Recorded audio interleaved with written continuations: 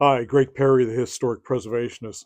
Welcome to the next episode, talking about the sign of the Key Tavern or related subject matter of the tavern, celebrating America's 250th anniversary. Um, and today I'm going to try to just tie in a little bit about the old growth forest. We talked about the how long it would have taken it to get a road from the port at Royal Port of Salem into the Woodstown area to New Jersey's oldest Colonial Tavern we're talking about here. Um, but I just want everyone to try to conceive this was, for the most part, all old growth forest. There was so many trees, as I said before, a squirrel could go from Maine to Florida on the canopy without touching the ground.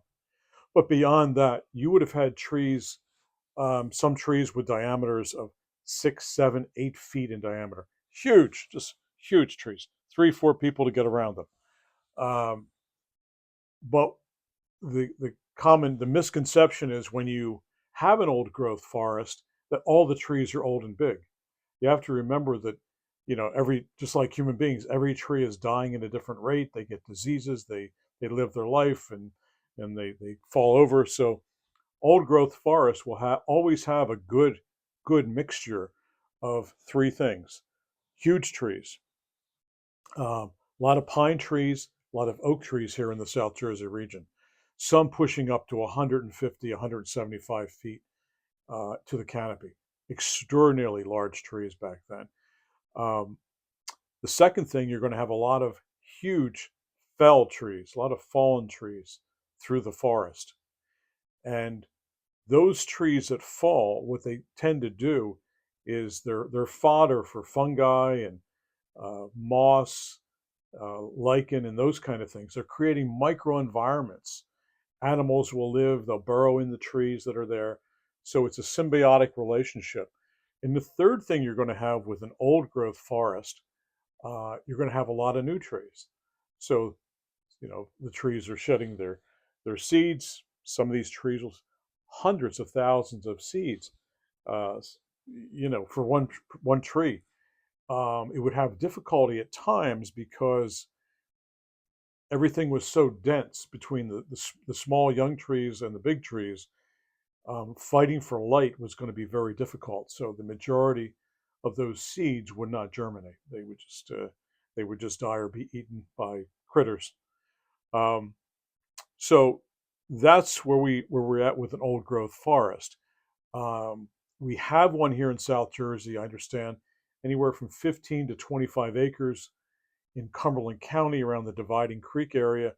It is something that's accessible by walking through thickets and things like this to get and to see some very old trees. Um, Better this time of year when when the vegetation is on the low side. Um, but the issue being now is in that Dividing Creek area where this is, Dividing Creek, is the encroachment of Delaware Bay water, you know, um, under the aquifers going under these forests and these marshlands, bringing all the salt. So it's killing trees. But that will segue me into something right now. Is anyone goes around anywhere on the northeast to the Mid Atlantic states in the United States, and when I was in Europe a few years ago, but particularly right now with the leaves off, look into forest as you drive your car. Don't take your eye off too much. Look into the forest. You're going to see a huge amount of dead trees, and that's climate change is doing that. So what is climate change doing? These trees are accustomed to living within some kind of a temperate zone in the winter, in the summer, spring, and fall. And they make their adjustments very slowly as they go from the summer. They're, preparing their the xylem up. All their food is going up to the storing in the tree, so the tree will have enough. And the phloem is the photosynthetic process coming down into the roots, and it's a slow transition for that tree. And when you get extremes of heat and the severe cold like we had about probably 2 3 weeks ago, for 3 weeks, it was probably sub 15 degrees Fahrenheit. That's excessive. So when you're driving, look around into the forest.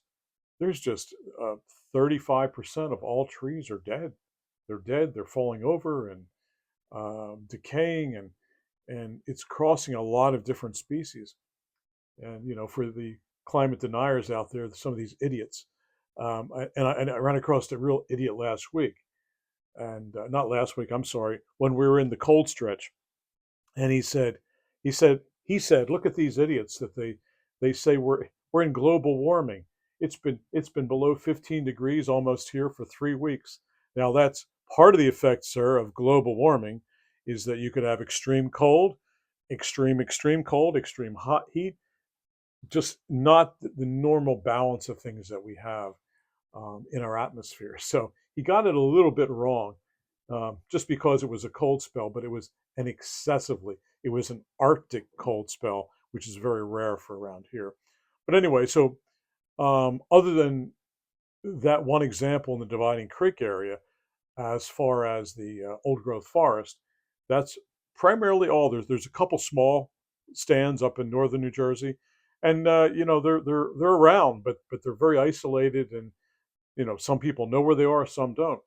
And remember that when the tavern, New Jersey's oldest tavern, was there was very few cleared places.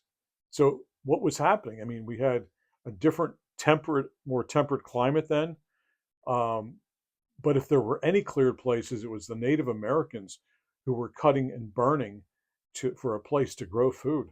So if any of the colonists came when they first built the sign of the Key Tavern outside of Woodstown, New Jersey, and there was a clearing, that would have been it. But there was no clearing around that tavern. So, and John Shivers, who came over to build the tavern in 1650, went around the lake at Woodstown, and they started clearing trees probably 40 to 50 yards around the entire what is now East Lake or Woodstown Lake. So they cleared all those trees around the perimeter, and they actually created a spillway and set a small sawmill up there.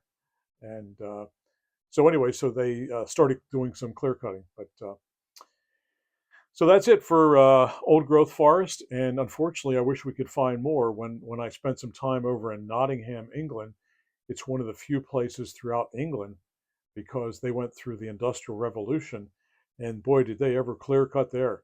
They clear cut forest to make charcoal to burn and keep warm in their houses before they realized the amount of stands of coal they had. And then they gave up on the timber, which was quite depleted at that point, and moved on to coal, much more efficient, much longer lasting than the timber. But Nottinghamshire is one of the few places that there's, I think, several hundred acres of old growth forest if you want to go see there. But okay, and don't forget to listen to my podcast, The Historic Preservationist, nearing 1,000. I think we're about 990 or something right now. So we're getting close to 1,000. So signing off. Thanks everyone for viewing, and be on the lookout for the next episode at the New Jersey's oldest Colonial Tavern, the Sign of the Key, in historic Woodstown, New Jersey.